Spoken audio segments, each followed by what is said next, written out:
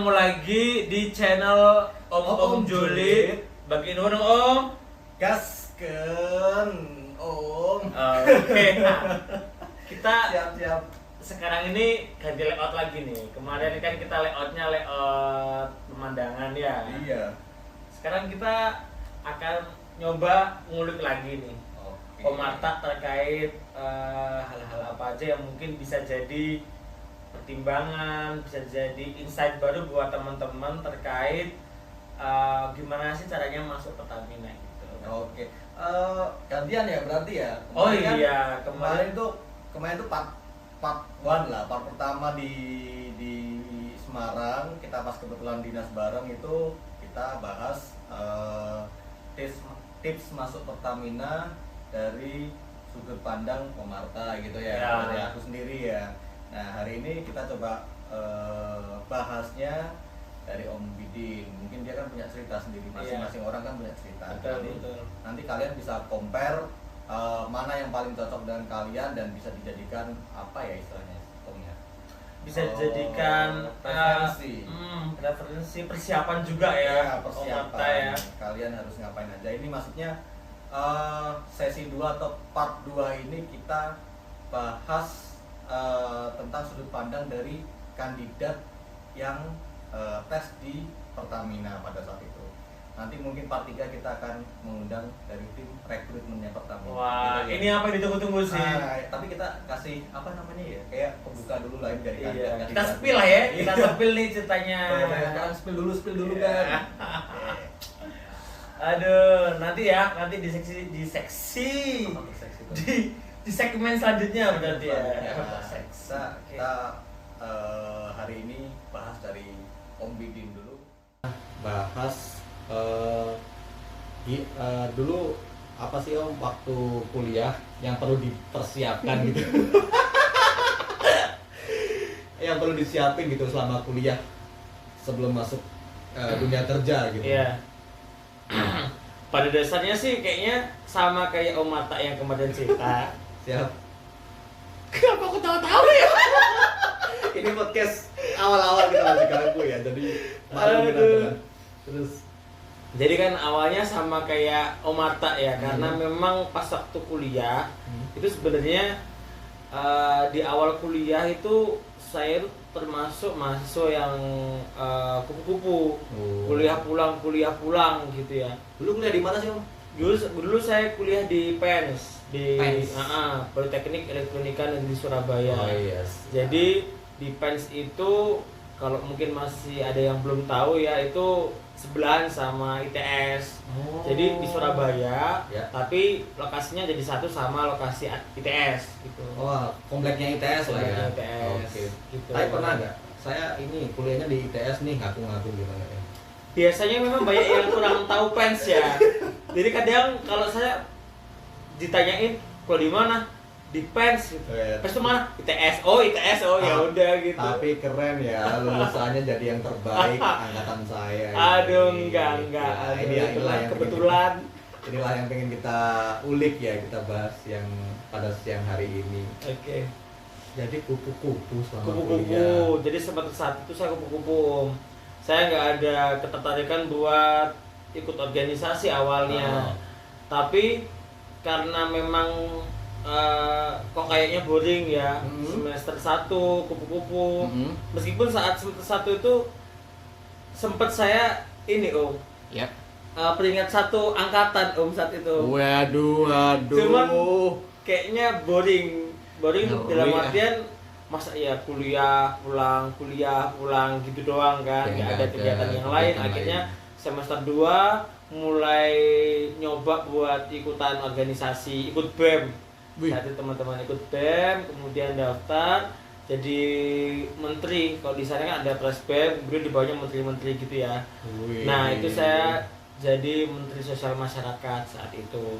Nah, kemudian saya ikut organisasi kemanusiaan, ikut desa binaan, ikut baksos, ikut beberapa kegiatan kumpulan BEM se-Indonesia gitu. Seru sih ketemu sama teman-teman di luar sana.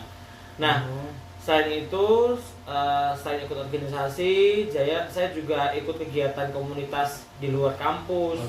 Kayak kegiatan kalau Mas Mata dulu kan ikut dan bikin organisasi Iya. apa tuh namanya? Saudara kita. Saudara gitu. kita. Nah, Kalau saya dulu ikut Sebung. itu yang nasi-nasi itu bukan? Iya, Nah, Sego Bungkus Surabaya. Jadi kita bungkus, baik. Terus? kita saat itu agendanya bagi-bagi nasi bungkus setiap Jumat malam kayak gitu. Selain itu kegiatannya ikut jadi Karang Taruna itu sih.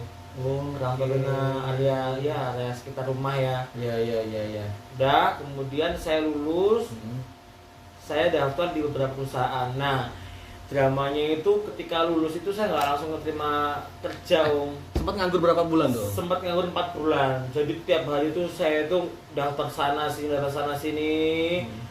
nggak ada yang keterima. Akhirnya di bulan keempat ada salah satu yang mungkin melas ya, kasihan ya. Akhirnya saya keterima di salah satu perusahaan tambang batubara di Kalimantan. Akhirnya ini pertama kali for the first time saya ngerantau Siap. dari Surabaya Ya. ke Kalimantan. Heeh. Nah, pas di Kalimantan ini saya jobnya itu sebagai engineer electrician karena background saya sebagai orang elektro mata. Lalu beberapa hal mulai saya kerjakan di sana sebagai orang baru. Kemudian saya bikin program-program perawatan, bikin program-program inspeksi, sampai beberapa kesempatan alhamdulillah pernah jadi employee of the month gitu ya. Oh ya, karyawan terbaik lah ya. Iya, di beberapa bulan gitu. Siap. Jadi ini ya to be my honor ya, karena sebagai orang baru bisa dapat predikat itu gitu, Om.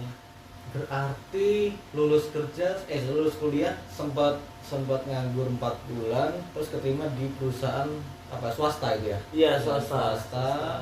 Tambang di Tambang. Kalimantan. Kalimantan. Itu awal mula karirnya Om Bidin ya. Oke. Itu Bentar, waktu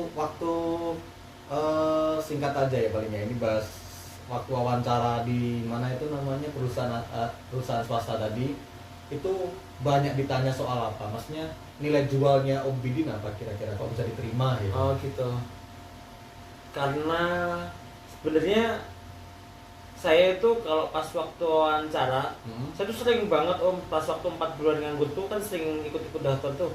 Saya ngeliat tutorial di YouTube gimana sih caranya jawab pertanyaan dari Tips wawancara kerja. gitu apa sih, banyak sebenarnya teman-teman. Nah, di situ saya nyoba beberapa hal yang selalu saya sampaikan di sesi interview terkait organisasi, karena memang saat itu kan saya jebolan dari fresh graduate ya, Om. Jadi saya jualannya organisasi. Saya coba utarakan beberapa hal yang mungkin bisa menjadi poin plus. Jual gitu ya. Itu organisasi yang saat itu saya jual, Om. Punya achievement nggak waktu kuliah? Maksudnya pernah lomba apa? Atau mahasiswa terbaik atau apa gitu? IPK cum laude atau apa? Enggak, kalau saya sih sedang ikut lomba-lomba ya, beda sama Om Mata yang gudang prestasi ya. Kalau saya mah cuma ikut organisasi, cuman pencapaian yang menurut saya saat kuliah luar biasa menurut saya ini ya, itu ya dengan satu angkatan tuh. Itu, tapi itu karena memang ya pulangnya belajar gitu. Jadi maksudnya Om Bidin ini selama kuliah nilai jualnya adalah peringkat pertama seangkatan sama organisasinya yang Sebung ya, Sebung dan BEM itu yang dijual pada saat wawancara kerja di perusahaannya apa sih? Perusahaannya namanya PT Adaro. Adaro ya, di Adaro dulu ya. Tapi yang di kontraknya gitu ya? Iya betul. Bukan pegawainya. Pegawainya, cuman dia kayak apa ya? Kayak Indonesia Power sama PLN gitu. Gitu. Ya pokoknya kontrak lah ya. Iya. Gitu ya. Tetap, cuman dia itu anak perusahaannya. Gitu loh. Siap, berarti dia anak perusahaannya tapi tetap juga. Iya, gitu. Terus habis itu, nah ini yang mau kita bahas nih, topik sebenarnya hari ini ya. Habis itu kan dari perusahaan Adaro tadi itu pindah ke Pertamina, itu gimana ceritanya itu? Nah, saya Hmm. karena memang dari kecil itu kan memang jauh dari nggak pernah jauh dari orang tua. Sekalinya merantau langsung ke Kalimantan di tempat yang jauh, akhirnya orang tua itu gundah-gulana tiap kali telepon itu kayak Gundah. iya kayak selalu Kapan Le, balik? kalau orang Jawa bilang tuh kayak Le kapan pulang Oh. gitu. Sering nanyain Le kapan pulang Iya. gitu. Soalnya di sana rotasional Hmm. 8 minggu kerja, 2 minggu off. Waduh. Kayak gitu. Jadi kan pulangnya agak lama. Nah, terus akhirnya hal yang mendasari saya saat itu resign karena memang saya ngikut kemauan dari orang tua, karena orang tua saat itu minta buat udah nyari kerja yang dekat rumah aja lah gitu. Insya Allah nanti dapat kok. Ya udah, saya memutuskan untuk resign. Kemudian Resign dulu. resign Dulu berarti belum keterima kerja. resign belum terima kerja nih. Wah, Resign. berarti gambling ya Om ya. Gambling akhirnya. Terus? Resign. Kemudian saya daftar kuliah saat itu ya di ITATS. S1. S1-nya. Saya kan Oh. dulu D3. Saya extend Hah? ke S1 di ITATS, ITATS saat ya. itu. Nah, kemudian saya kan karena memang sudah pernah pegang duit sendiri ya, kalau Asik. minta orang tua akhirnya yo Kuliah sendiri bayar sendiri. iya sungkan ya minta orang tua ya, Iya, karena iya. udah lama nggak minta gitu kan. Akhirnya saya kerja nyoba apply kerja sambil kuliah itu di Schneider. Schneider itu apa? Di Schneider itu kayak yang di PLC. Oh ya ya, ya. Ah. Instrumen ya. Ya, lebih ke instrumen. Oh, ya, oke. Kayak gitu. Akhirnya saya keterima, alhamdulillah. Kemudian paralel nih nggak lama, tapi saat memang saya resign itu ada lowongan Pertamina ceritanya. Nggak ada pikiran kepingin lolos juga, ya udah saya daftar lah, saya apply. Kemudian saya sambil daftar kuliah, daftar kerja tadi, sambil prosesnya jalan. Kemudian pas waktu saya masuk kerja pertama kali, besoknya itu ada panggilan, ada panggilan kalau disuruh tes.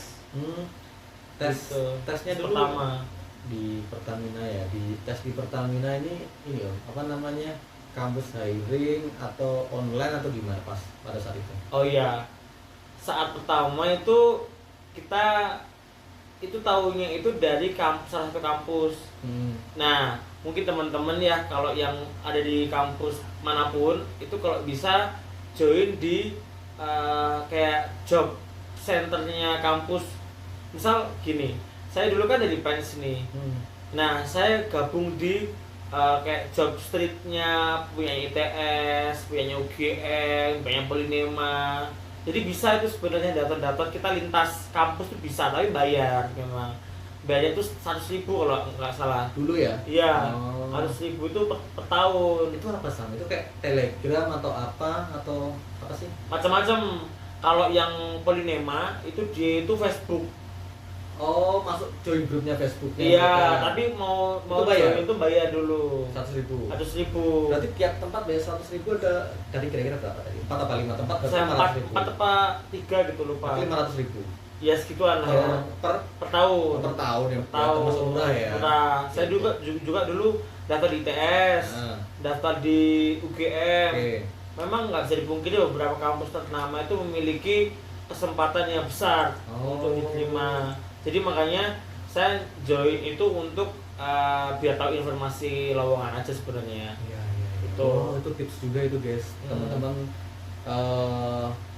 jangan jangan kayak kecil hati harus punya orang dalam untuk masuk kerja, jangan gitu dulu mikirnya ya. Maksudnya cari jalan kayak Om Bidin ini, ternyata dia mau modal, ibaratnya modal 100.000, modal tenaga, modal waktu, terus daftar di akun-akun kampus-kampus besar ya, ibaratnya gitu ya, subscriber dia ternyata untuk dapat info lowongan kerja. Oh, keren kan. Akhirnya habis itu kan ada seleksi Pertamina itu kan.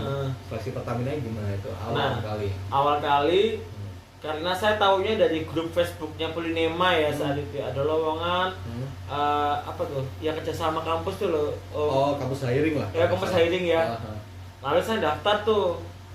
Nah pas aku daftar di seminggu setelah submit by online itu kudu offline, kudu ngasih berkas. Dulu kan nggak, sekarang kan full online ya. Sekarang udah banyak online. Dulu Iya. kita belum pandemi juga Iya, ya. dulu pandemi juga. Akhirnya saya dulu apply berkas, udah langsung ke kampusnya. Oh.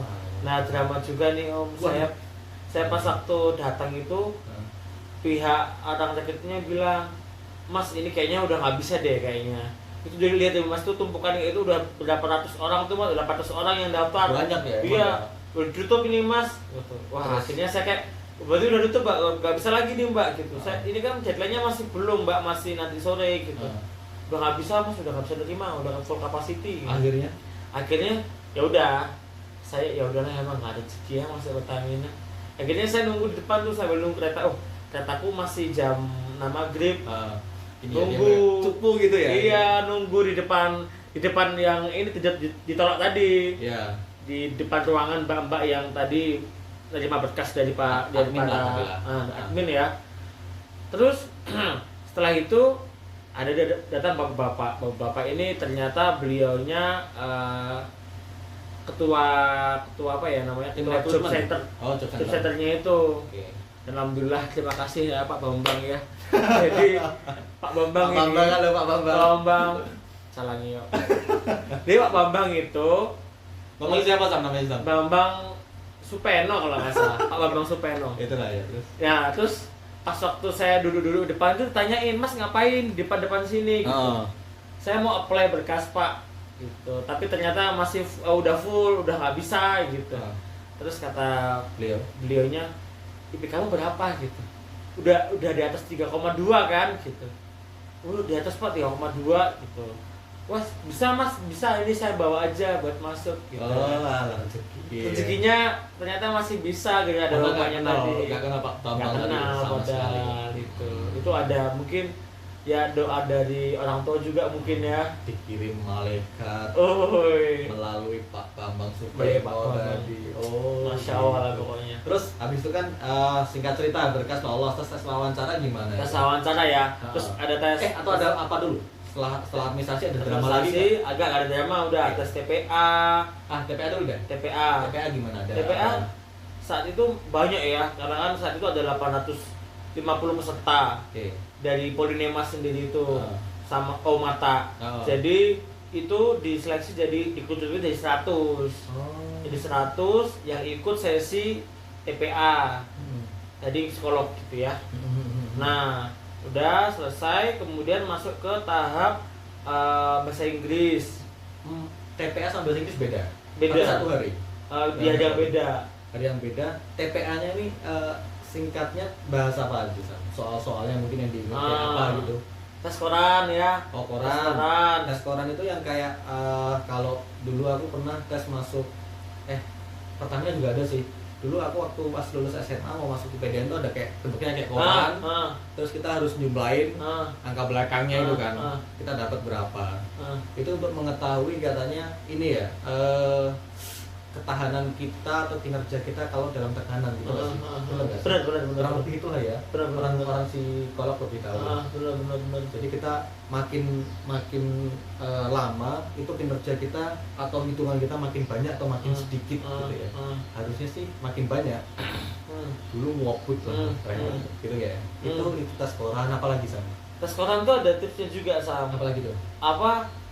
Benar kata tadi Om Atta bilang itu untuk mengukur tes ketahanan kita kuat gak sih kalau dikasih beban gitu. Soalnya tes koran tuh dari waktu depan sampai belakang tuh punya beda-beda Om. Oh iya. Waktunya semakin belakang semakin dikit kan. Iya, garisnya gitu semakin ya. dikit kan.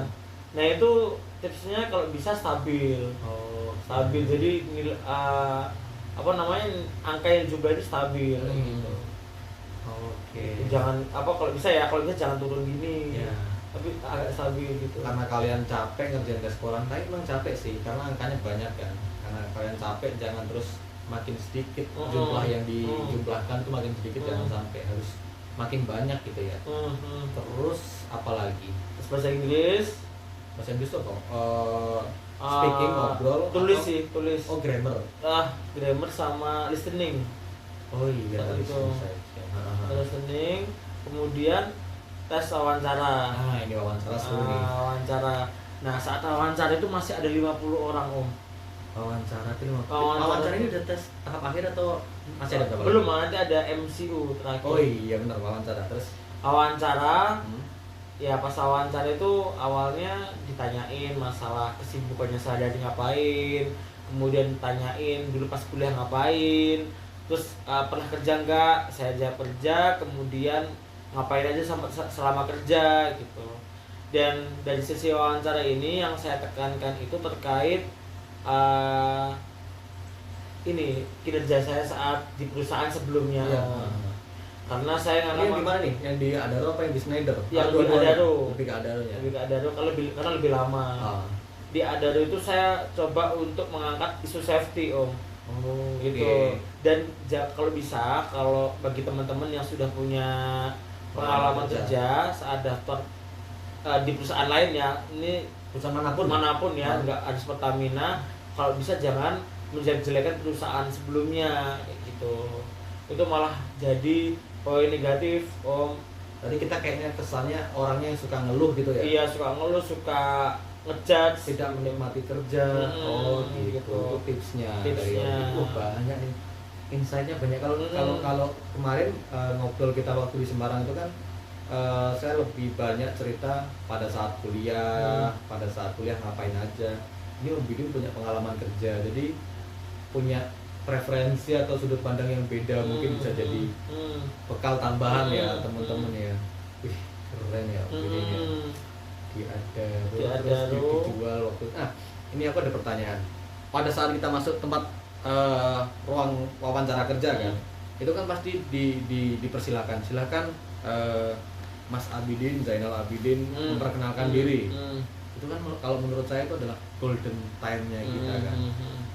Itu Om Bidin cuma memperkenalkan diri aja atau seperti apa? Apa ya lupa ya. Cuman Seingatnya. seingat saya ya om ya, dulu itu pas waktu ditanyain perkenalkan Silakan. diri itu saya nyebutin apa namanya, nama ya, jelas nama, Ya. kemudian asal, kemudian dari kampus mana, terus jurusan apa. Itu wajib. Iya, itu wajib. Terus kemudian kesibukan saat ini, kemudian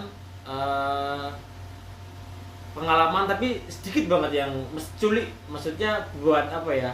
Buat Untuk spill, mancing. ya buat mancing. Kita harus bikin penasaran si tim rekrutmen atau interviewer itulah.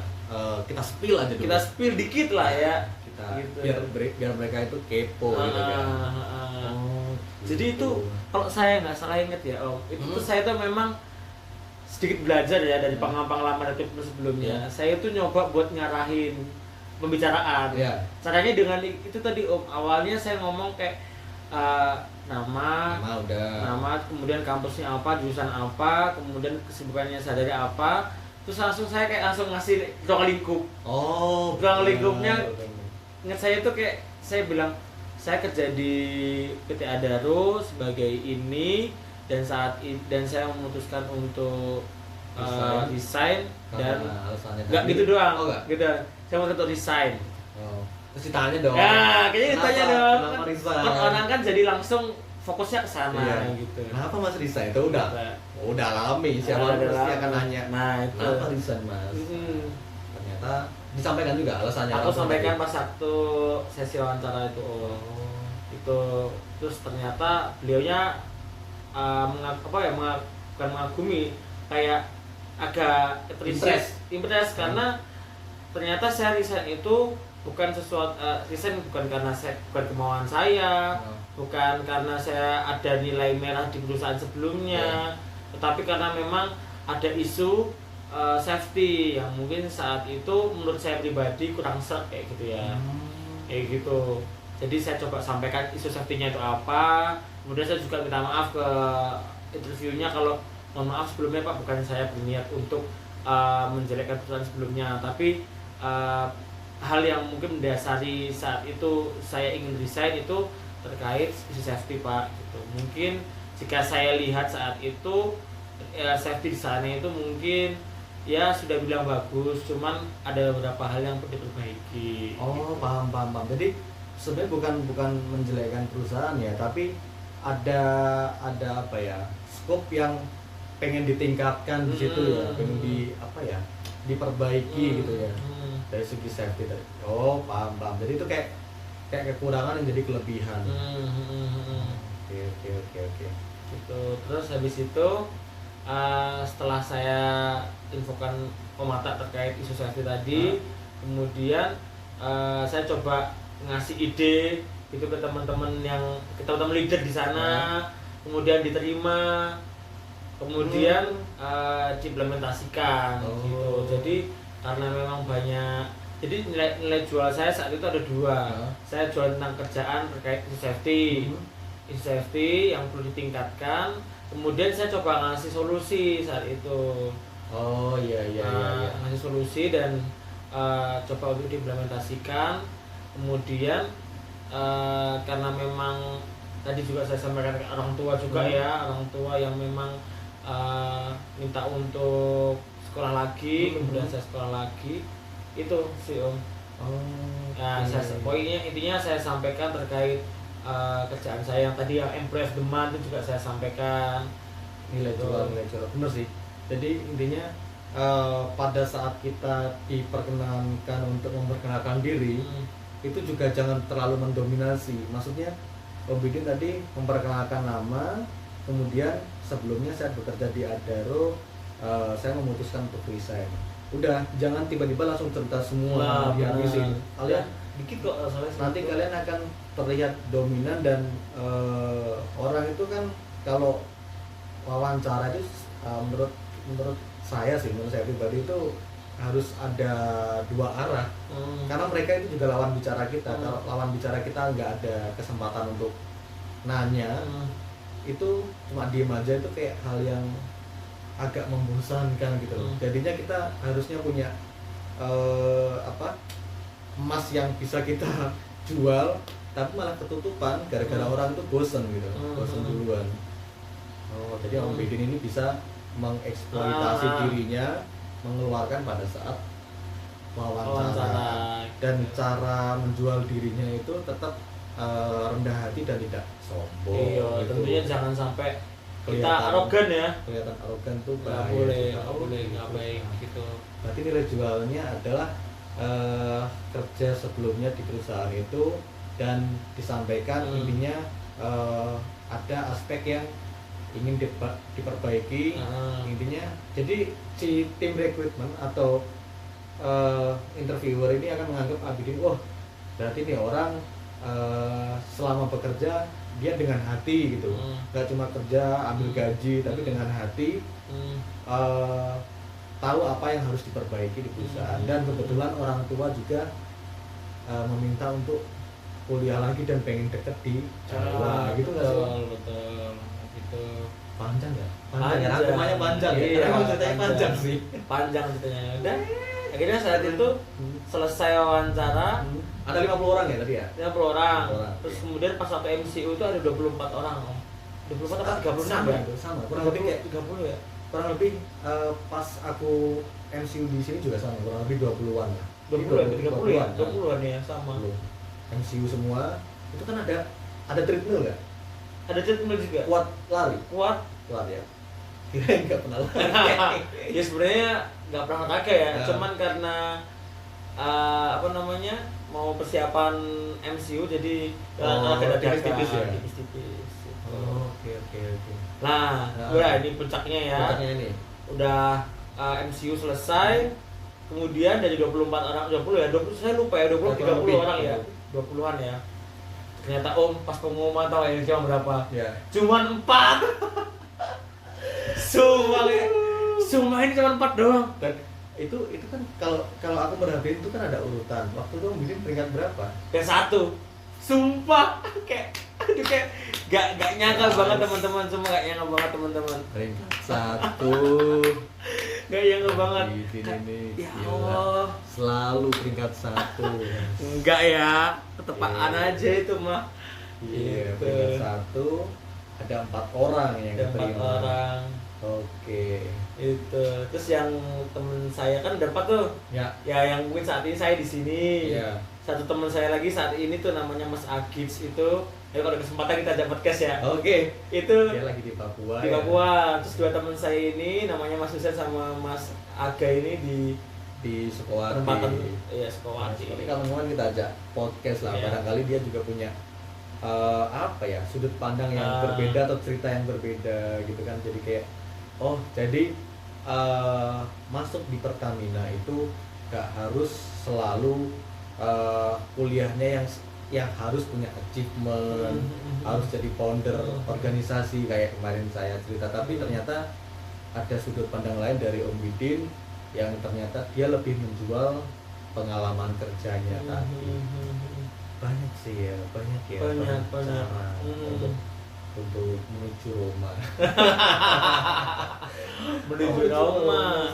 Ya. Itulah Untuk ceritanya. menuju ya bisa dibilang kesuksesannya Om Widin tadi masuk di Pertamina. Wah, itu ya Om ceritanya. Gitu ceritanya Om. Jadi ya buat teman-teman kalau ingin masuk Pertamina ya, kalau bisa saat sesi wawancara itu terutama ya Om ya itu merupakan salah satu step yang memang benar-benar disiapkan menurut saya Om. Enggak yang tiba-tiba kita datang wawancara gitu. Kita siapkan mau ngomong apa gitu. Hal apa yang menjadi nilai plus itu catat aja sebelum H-1, H-2 sebelum wawancara catat aja mau ngomong apa, nanti biar pas aku ngomong tuh tertata gitu. Oh paham. Jadi kalau mau tes wawancara kerja itu usahakan dipetakan. Betul. Di mapping guys. Cakep. Mapping itu maksudnya kayak kira-kira interviewer itu bakal nanya A, B, C, D apa. Dan itu kalian nulis sendiri. Saya akan jawab ini. Kalau dihafalin pasti blank dan pasti lupa karena atmosfernya di dalam ruangan wawancara kerja itu sangat berbeda ya. Kita biasanya 1 lawan 5 atau 1 lawan 4 lah. Terus saya dulu 4. Nah kurang lebih itulah ya. Kita lawan 1 banding 4. Kalau kitanya ibaratnya tidak bisa membawa suasana ya tadi blank. Nah, salah satu tipsnya kita mapping pertanyaan apa dari tim interviewer atau tim rekrutmen tadi.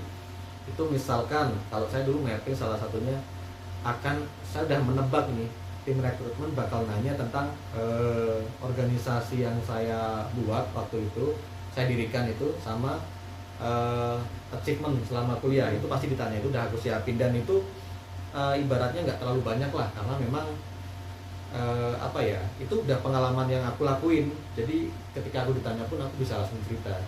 Yang pertanyaan out of the box itu misalkan coba sebutkan kelemahan kamu. Kelemahan kamu.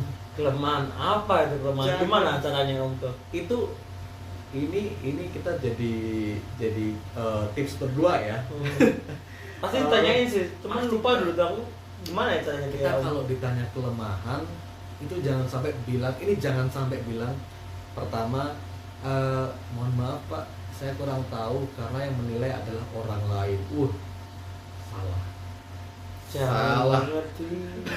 Aku jangan sampai. Jangan. Itu karena pada saat itu alasannya adalah tim rekrutmen itu hanya ada Anda yang di depan tim rekrutmen untuk ditanya. Tim rekrutmen nggak mungkin nanya orang lain. Jadi sampaikanlah kekurangan kalian. Gitu. Lupa. Belum ditanya itu jawabannya apa?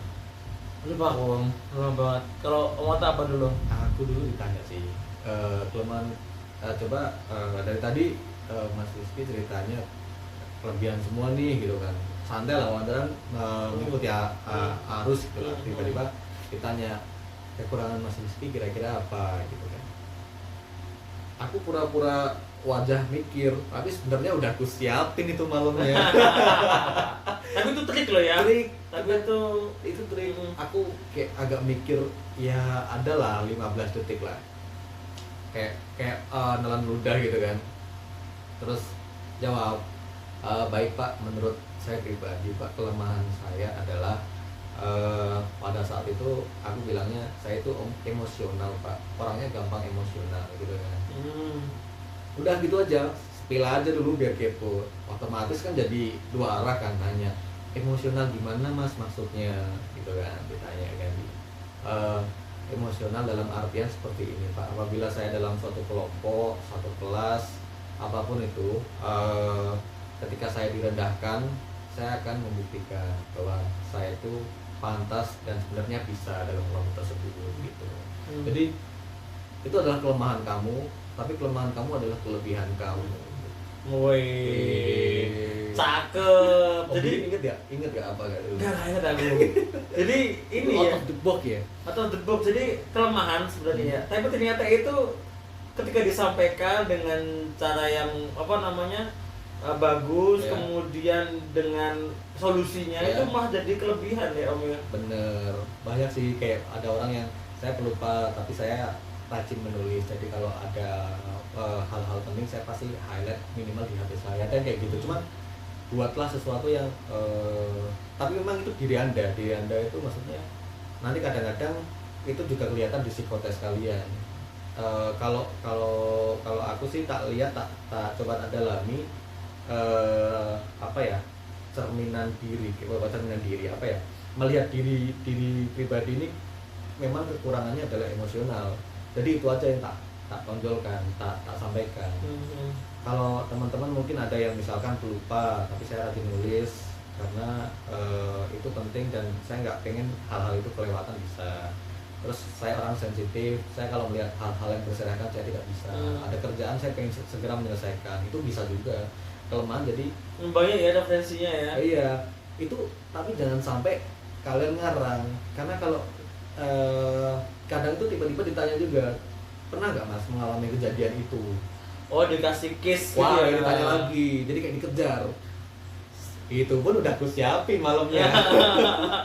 Udah ku siapin om, ku siapin. Jadi kayak pura-pura mikir 5 detik, 10 detik lah. Kayak bentar, ada pada saat itu gini ya pak, gini.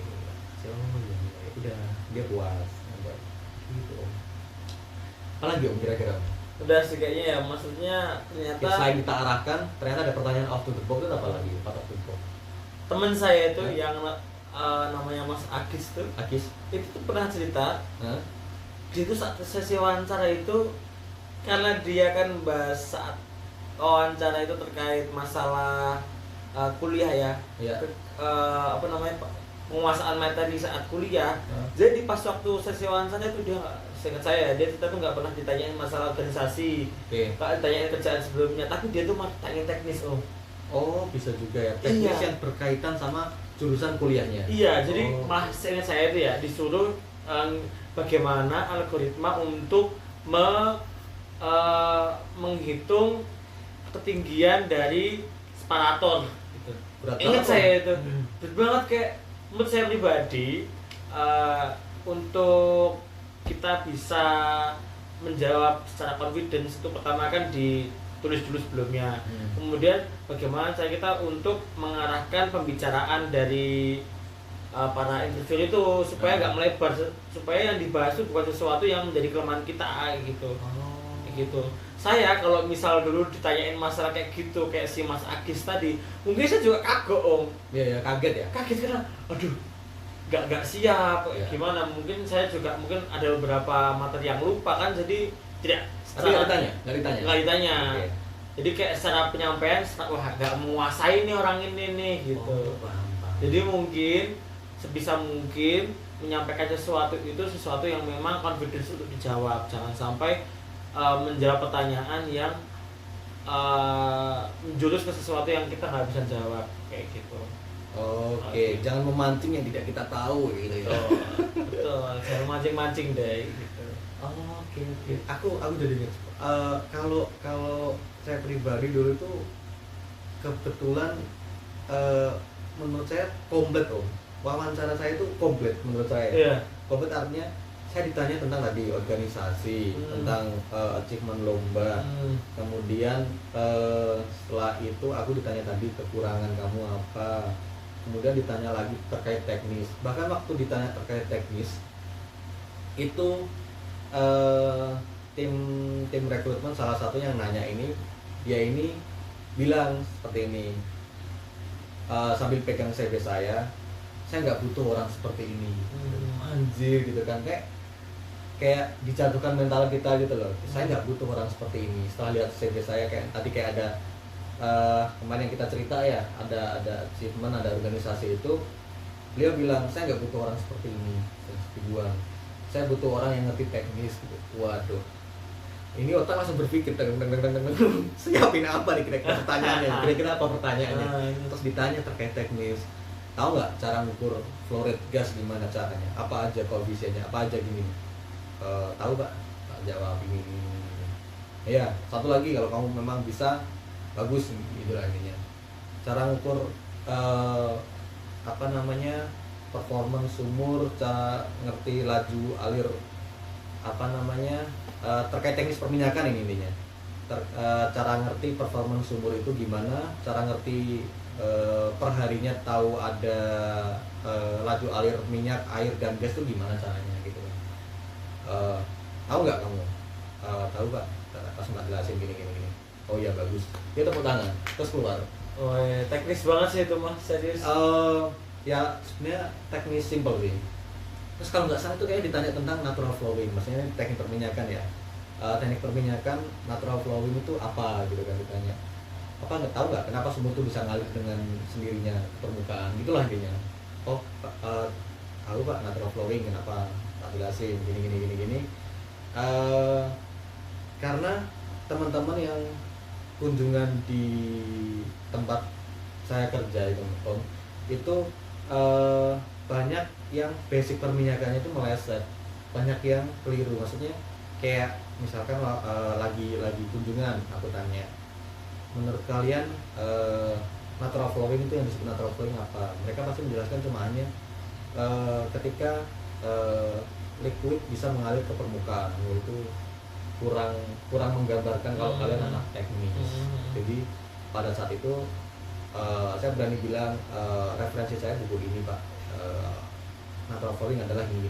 Jadi kayak itu nggak aku persiapin, tapi memang kebetulan ngerti gitu, aku persiapin. Jadi kita udah mempersiapkan untuk tes wawancara, ternyata ada aja yang pertanyaan yang nggak kita siapkan.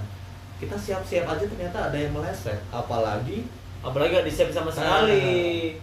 Itu. Wah, ngeri banget sih.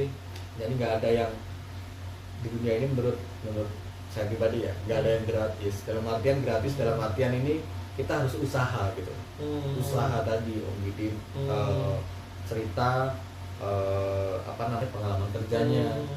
Kalau tiba-tiba belum cuma kupu-kupu doang dan bukan mahasiswa terbaik tadi seangkatannya, ya tim rekrutmen itu melihat kalian ya masih banyak yang lebih baik gitu kan. Itu loh maksud saya, nggak ada yang gratis, artinya usaha kita harus lebih usaha kita harus berdarah-darah gitu. Iya, harus seimbang lah dengan sesuatu yang ingin kita capai ya kan. Kita misal pengen naik ke atas, tapi usaha kita cuma ngeliatin doang. Terus ada kursi nggak gitu doang, nggak nyari tangga, nggak nyoba pinjem ke orang lain gitu. Maksudnya usahanya itu harus yang penting bisa sampai ke atas. Iya. Gitu. Banyak cara gitu. Nah, ya ada tips lagi nggak Om buat teman-teman mahasiswa ini? Kayaknya banyak ya. Banyak sebenarnya sih. Mungkin biar lebih komplit ya cerita sesi yang kemarin, sesi ini. Nanti kita tutup dengan kita datengin salah satu tim rekrutmen Pertamina gitu ya. Iya, betul. Ini untuk sesi ini ya. Kemarin kalau nggak salah Om, saya dengar beliaunya itu barusan minggu kemarin kalau nggak salah, beliaunya lagi interview teman-teman BPA yang mau masuk ke sini. Berarti masih fresh lagi. Anget banget, masih anget. Sering kok beliaunya. Beliau ini masih nyeleksi kandidat terbaik putra putri Indonesia untuk masuk di Pertamina. Kita tunggu ya, pokoknya. Sudut pandang dari kami berdua, nanti sudut pandang dari tim rekrutmen, salah satu tim rekrutmen. Nanti jangan-jangan apa yang kita sampaikan ini ternyata beliau ternyata enggak Mas, ternyata nggak harus seperti itu, ada yang lebih baik lagi misalkan.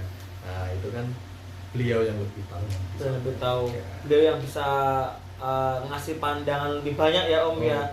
Ternyata saya ini nggak suka loh ternyata kalau misal ada calon kandidat yang ngomongin kayak gini gitu. Wah itu akan banyak kita bahas nanti akan kita bahas Iya, di segmen selanjutnya part 3. Oke. Oke.